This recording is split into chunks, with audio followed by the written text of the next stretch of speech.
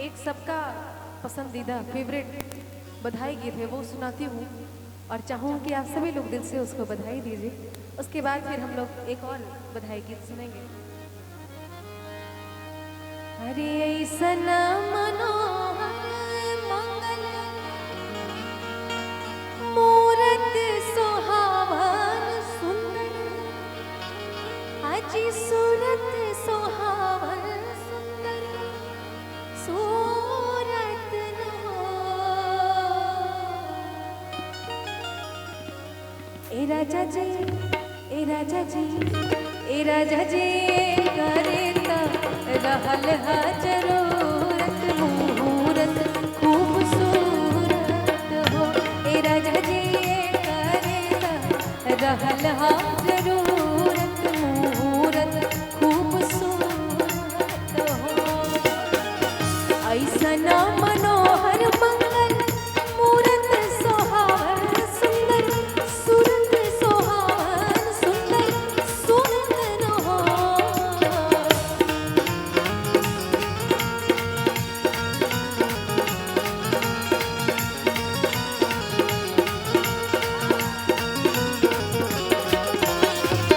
ऐसन मनोहर मंगल मूरत सोहावन सूरत सोहावन सुंदर सूरत न हो।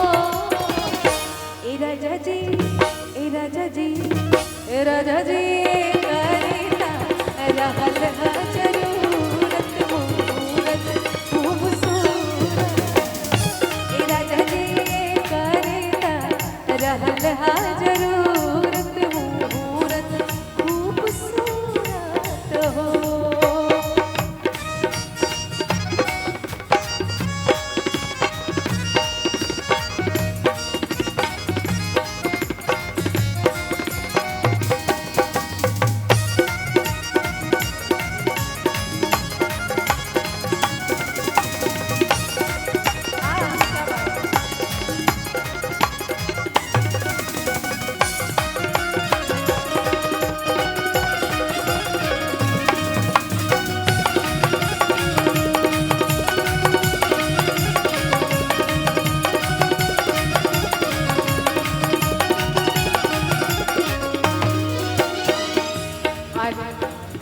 शिवा की दादी की तरफ से बहुत सारा आशीर्वाद और अच्छा वो नानी थी, नानी जी की तरफ से बहुत सारा आशीर्वाद।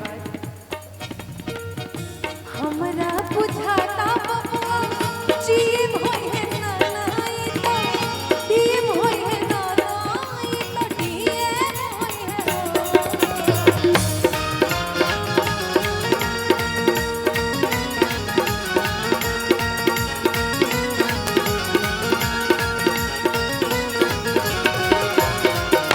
हमरा बुझाता बबुआ जीव होई है नानाई डीएम होई है नानाई तो डीएम होई है हो। ए ललना ए ललना हिंद के सितारा ई तसीम होई है, उससे ऊपर पीएम होई है हो। ए ललना हिंद के सितारा ई तसीम होई है, उससे ऊपर पीएम होई है हो।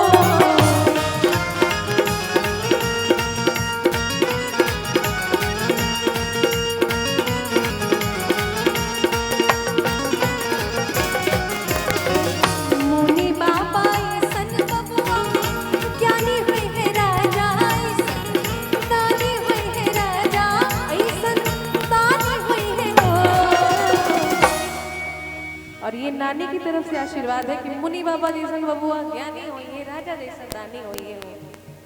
भोजपुरी में एक बड़ा ही सुंदर कहावत है कि आदमी के अभिमानी ना स्वाभिमानी होके के चाहिए, अहित तथा हिते ह दुश्मनों के भी ज्ञानी होके के चाहिए।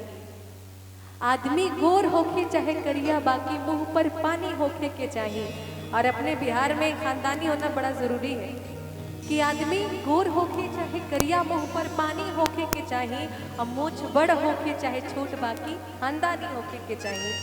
और ये इनके खानदान की तरफ से है। मुनि बाबा सन बबुआ ज्ञानी होय है राजा, दानी होय है राजा, ऐसन दानी होय है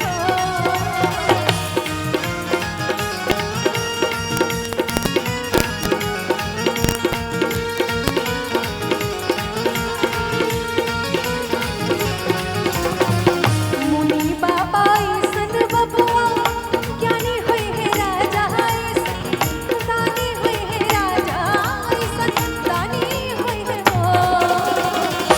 ए ललना ए ललना ए ललना लीला भूमंडल राजधानी होय है, प्रेयसी खानदानी होय है हो। ए ललना लील भूमंडल राजधानी होय है, प्रेयसी खानदान होय है हो।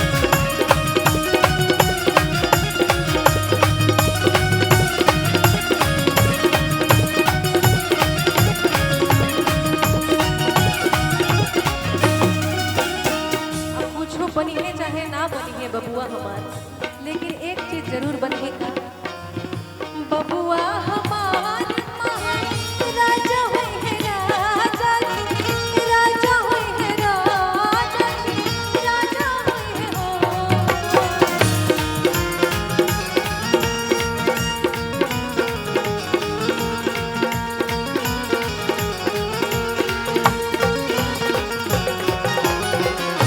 बबुआ हमार महान राजा होय है राजा की, राजा होय है राजा की, राजा होय है हो। ए ललना ए ललना ए ललना धातु में हीरा पुखराज होय है, सिरवा के ताज होय है हो। ए ललना धातु में हीरा पुखराज होय है, सिरवा के ताज होय है हो। ऐसन